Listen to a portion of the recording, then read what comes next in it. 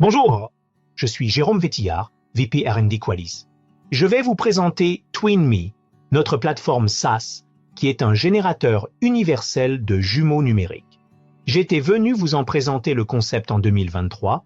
Vous verrez que le bébé a bien grandi, ne présente aucun retard staturo-pondéral et qu'il a même déjà appris à lire. Merci aux Large Language Models. Le futur, c'est hier. Cela sonne très novlangue d'Orwell.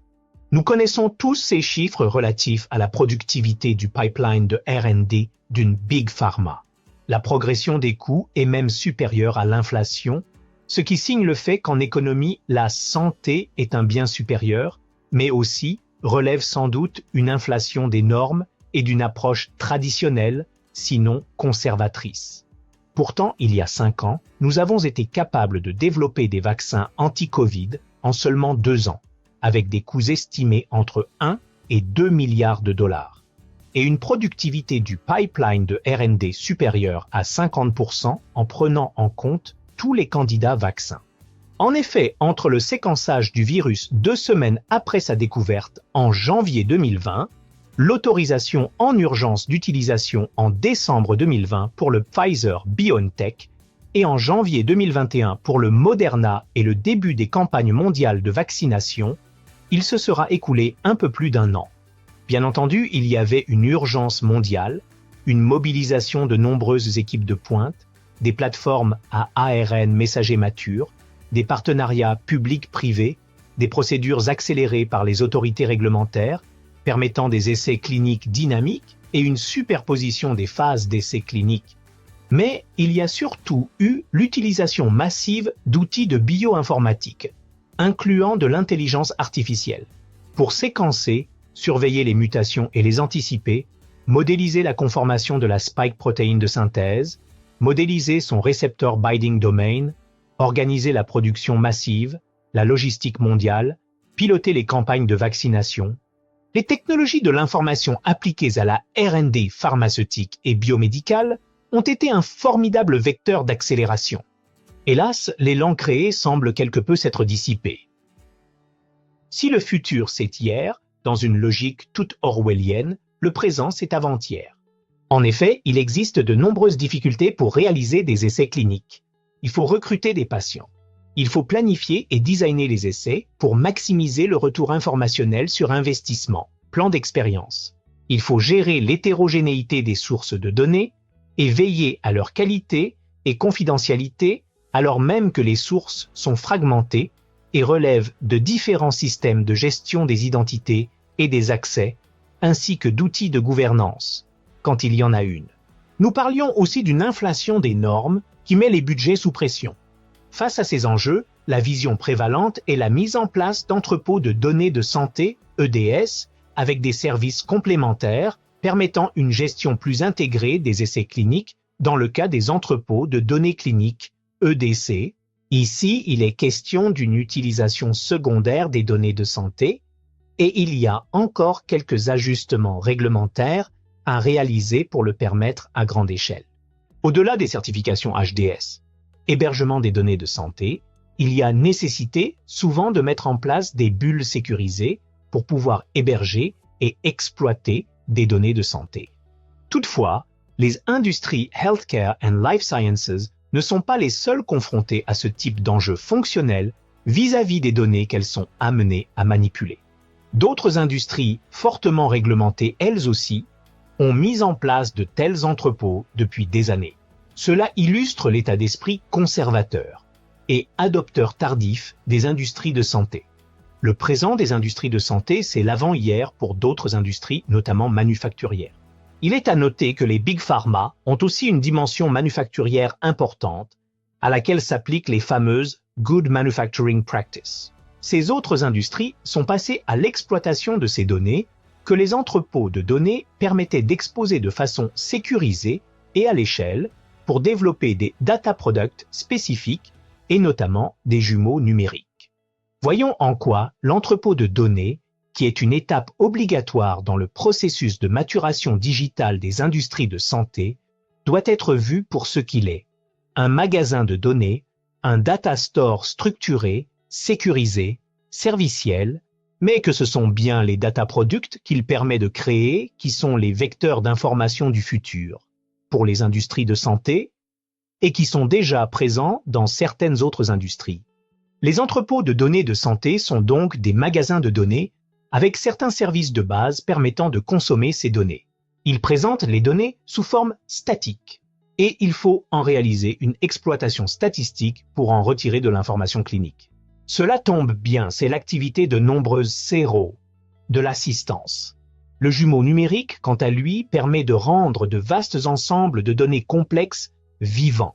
Un peu à la manière d'un Power BI, Tableau ou Qlik, ils vous permettent de jouer avec des données d'entrée pour prédire des données de sortie et fournir un support à la décision clinique.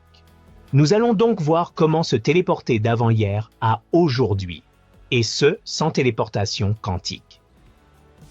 Aujourd'hui, TwinMe est un générateur universel de jumeaux numériques. Mon Dieu, que de buzzwords! Tout d'abord, le terme « jumeau numérique » est extrêmement polysémique. Vous mettez 3 personnes dans une pièce pour le définir et vous aurez 5 définitions, chacun voyant le concept par le petit bout de la lorgnette de son industrie.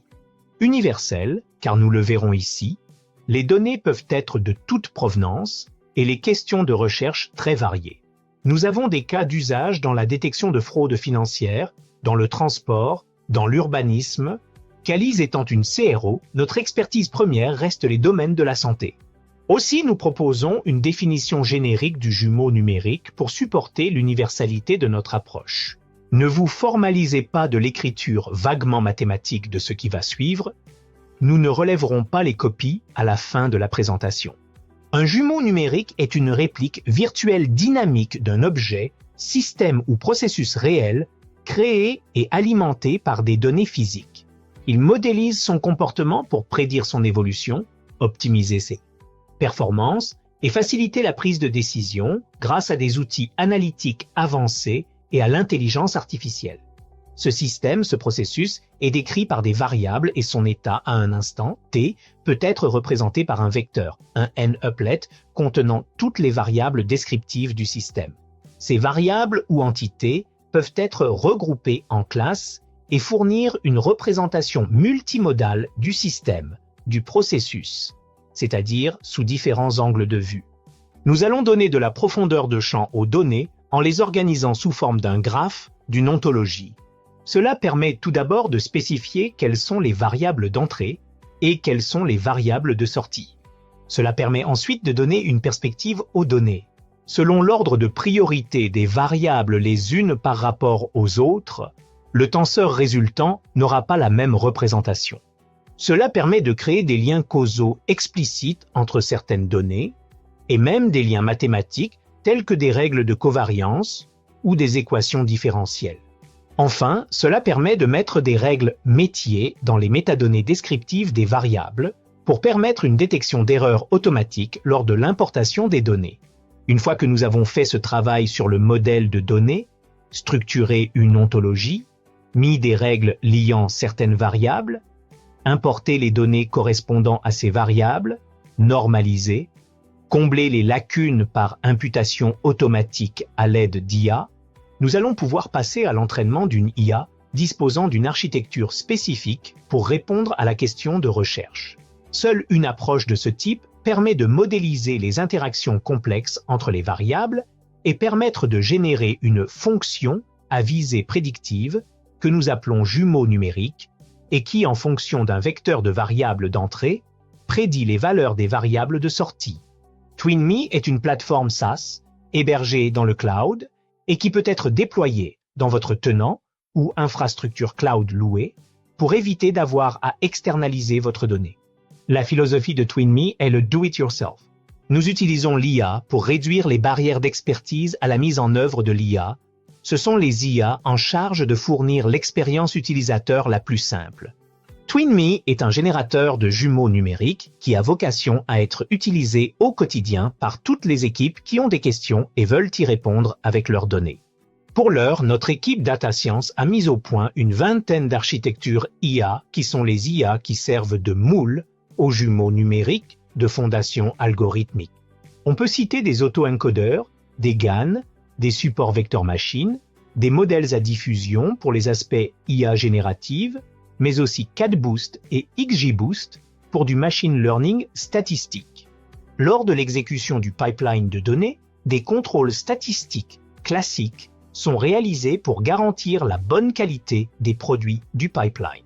Ces produits sont de 3 types: des ontologies, des bases de données d'apprentissage qualifiées, des modèles de jumeaux numériques. L'un des cas d'usage les plus récurrents est celui des populations synthétiques, notamment pour servir de bras de contrôle synthétique dans un essai clinique. Ces patients n'existent pas. Il n'y a donc aucun problème de confidentialité des données personnelles.